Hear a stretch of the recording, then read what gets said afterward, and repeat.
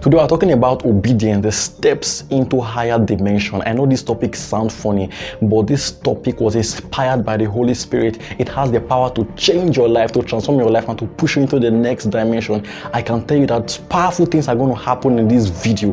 Things that will transform your life, things that will turn your life around. Just follow me to the end of this video and watch God perform mighty things in your life. Let's jump right into the video.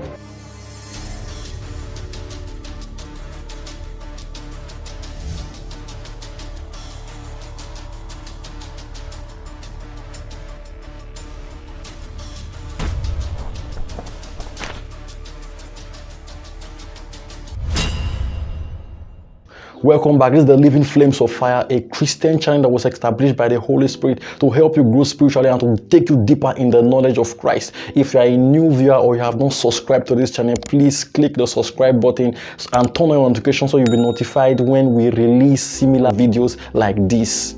Alright, as I said earlier, I'm talking about obedience, the steps into higher dimension. In this video, I won't be giving us points, so just follow me step by step so you won't miss anything. Okay, my previous video, Responsibility to Destiny, I talked about obedience, but in this video, I'm going to go very deep into this topic. I'll be starting by talking about the power of obedience. It's very powerful. These are the things that Christians of nowadays are taking for granted. They are missing it, and it has caused them to remain in one position forever. So when you talk about obedience, many people are just looking at it as elementary stuff. They're like, oh, everybody, we can just obey God. Obedience is a very normal thing, but that's not the truth. Obedience is very powerful. There is power when you obey the voice of God and the word of God. I'll be going through the scripture right now, but I will not have time to open the Bible, so just follow me and listen attentively. When we go to the book of Joshua chapter 6, we'll see that God told Joshua how to defeat Jericho, how to bring down the wall of Jericho. The next dimension to Israel was the promised land, and Jericho was what was standing in front of them and hindering them from entering the promised land. And God gave Joshua a specific instruction. He told him, march around the wall once in 6 days, and on the 7th day, march around the wall 7 times and blow your trumpet, and everybody should shout. If you read through that scripture, you see that particular instruction was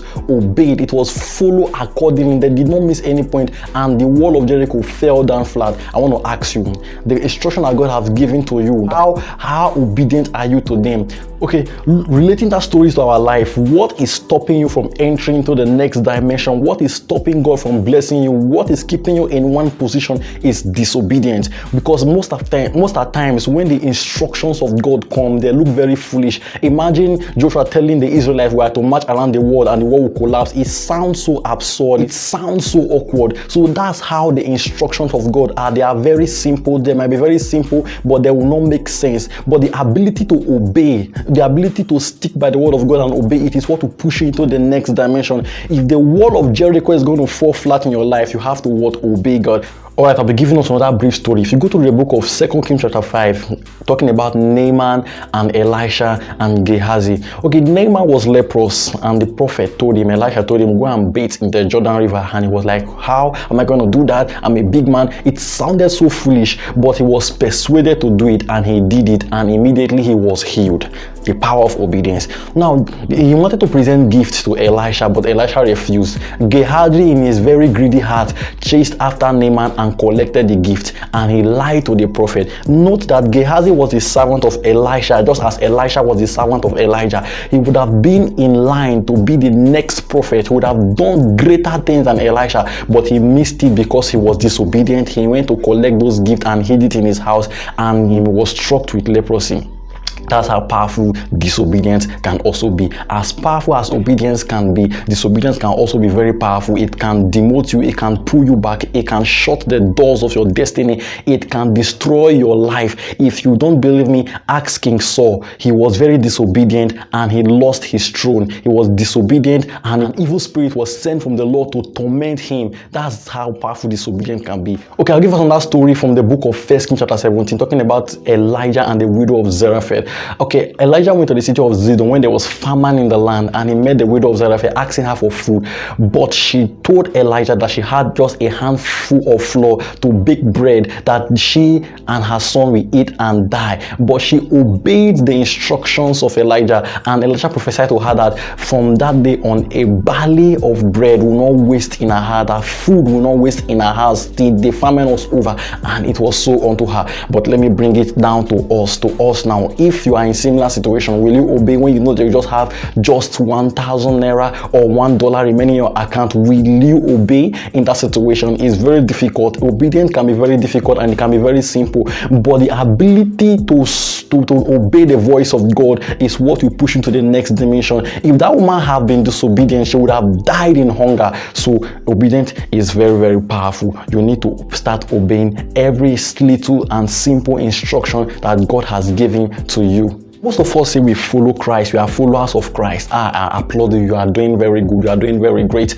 But when it comes to obeying the instruction of Christ, we begin to fault, and it's very, very bad. If you say you follow Christ and you don't obey him and you don't heed to his instruction, then you are not a follower of Christ. The reason why Christ will cast so many people out of the kingdom of God on the last days is because they were disobedient to his word. They will be like, Lord, I ate with you, I drank with you, I did miracles, I did this, I did that. But he will ask them, you did not obey my instruction. While I was hungry, you were not there to feed me. You were disobedient. You workers of iniquity, get out. That will be the outcome in the last day for so many people because of disobedience. And the Bible has told us that obedience is far more better than sacrifice, and disobedience is as worse as the sin of witchcraft. Now, I want to talk about faith and obedience. Those two goes together. You cannot separate faith and separate obedience. Now, the Bible told us that faith without work is dead. Now, most people are thinking that it's just normal work, physical work,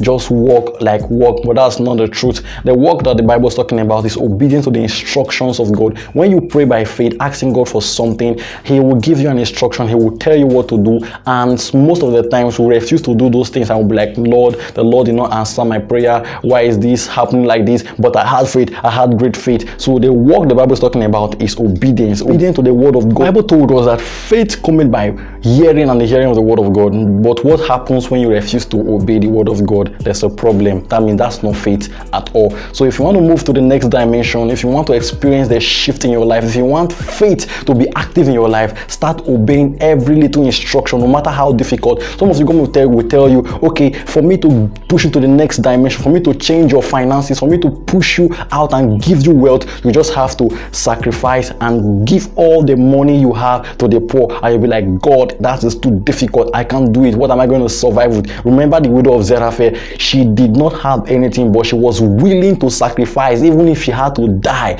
just to obey the word of God, and God gave her great blessing. If you want same in your life, you have to what? Obey the voice of God. Okay, I've been mentioning the next dimension all through this video, but have not really gone to talk about it. I'm going to talk about it now. When I mean the next dimension, I mean the next phase of your life, your future, what you are expecting God to do for you, that great future that you are always visualizing in your heart. That is the next dimension, and for you to step into this dimension, you have to be obedient. Now, most people cannot comprehend the next dimension when God are taking them there. That's why they fail to obey God. Okay, I would love to give an example with the children of Israel. When they were in the desert, in the wilderness, they were supposed to cross into their promised land, a land that is flowing with milk and honey, but this land was foreign to them. The next dimension was foreign to them, and they were always complaining, always disobeying God, and a generation died in the wilderness because of their disobedience, of their sins, and their inability to comprehend the promises of God. So most people, when the next dimension is knocking at their door, they fail to realize it because of their greed, their disobedience, and their faithlessness and doubt. So if you want to get into the next dimension, you have to put these things in place. You have to have faith, you have to be obedient to the word of God, you don't have to doubt, you have to keep on walking with God, and this dimension will be open unto you, and you will experience a shift, and you will experience upliftment, and you will experience promotion.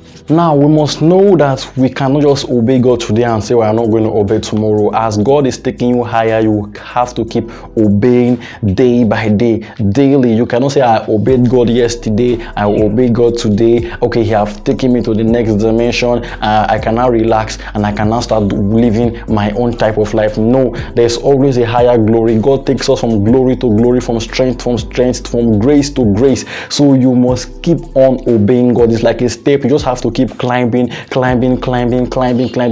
you get to that height that God have ordained for you. Till we leave this world, we'll continue obeying the voice of God. Alright, you have followed me to the very end of this video, but you don't have to just go away and like, I've heard this before. Okay, I've heard everything he said. It's cool. No, you have to prayerfully follow this instruction.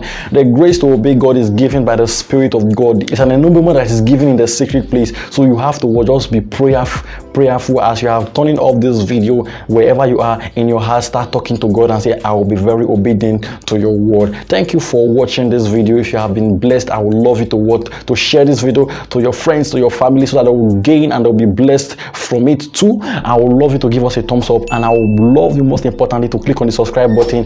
That is very important because it will help us grow to reach a larger audience. It will not cost you anything. Okay, thanks again for watching this video. God bless you. I'll see you in the very next video.